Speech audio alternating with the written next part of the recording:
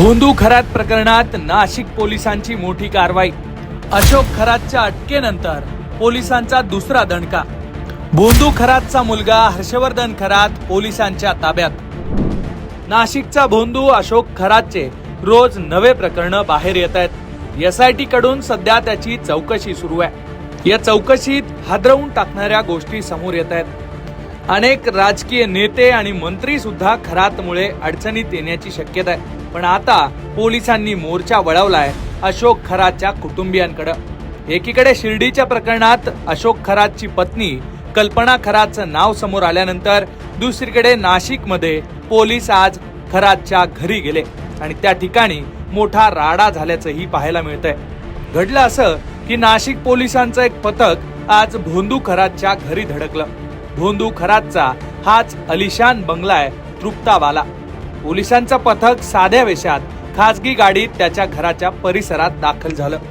अशोक खरातची पत्नी कल्पना खरातला ताब्यात घेण्यासाठी पोलीस गेले असल्याची सुरुवातीला चर्चा होती, पण पोलिसांनी तिथून उचललं खरातचा मुलगा हर्षवर्धन खरातला। कल्पना खरात घरातून फरार झाल्यामुळे त्यांचा मुलगा हर्षवर्धन खरातला ताब्यात घेतल्याची चर्चा आहे। पोलीस घरी गेले तेव्हा सुरुवातीला बराच वेळ खरातच्या मुलानं घराचं दार उघडलं नव्हतं।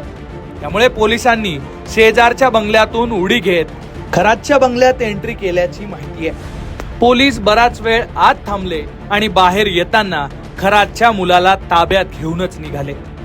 हर्षवर्धन खरातला ताब्यात घेताना त्यानं पोलिसांसोबत बाचाबाची केल्याची ही चर्चा आहे। तसे काही व्हिडिओ सुद्धा समोर आलेत। खरातच्या घरी गेलेल्या पोलिसांच्या पथकामध्ये महिला पोलिसांची संख्या जास्त होती, त्यामुळे कदाचित कल्पना खरातच्या अटकेसाठीच ते गेले असल्याची चर्चा आहे। पण कल्पना खरात फरार झाल्याची माहिती आहे। दरम्यान काही वेळानंतर पोलीस जेव्हा घराबाहेर आले तेव्हा त्यांच्या ताब्यात हर्षवर्धन खरात होता। हर्षवर्धन खरात तोंडाला मास्क लावून आपला चेहरा झाकण्याचा प्रयत्न करताना दिसला। त्यानंतर पोलिसांचं पथक त्याला ताब्यात घेऊन काळे पडदे लावलेल्या एका गाडीत बसवून घेऊन गेले। त्यामुळे आता पोलीस हर्षवर्धन खरातला अटक करून त्याची सुद्धा एसआयटी चौकशी करणार का हे पाहणं महत्वाचं असणार आहे। पण या सगळ्या घडामोडींमध्ये लक्ष असणार आहे ते 1 एप्रिलवर, कारण एकीकडे अशोक खरातची कोठडी संपल्यामुळे त्यालाही कोर्टात सादर केलं जाणार आहे आणि मुलाच्या अटकेची प्रक्रिया जर पूर्ण झाली तर त्यालाही 1 एप्रिललाच कोर्टात सादर केलं जाऊ शकतं।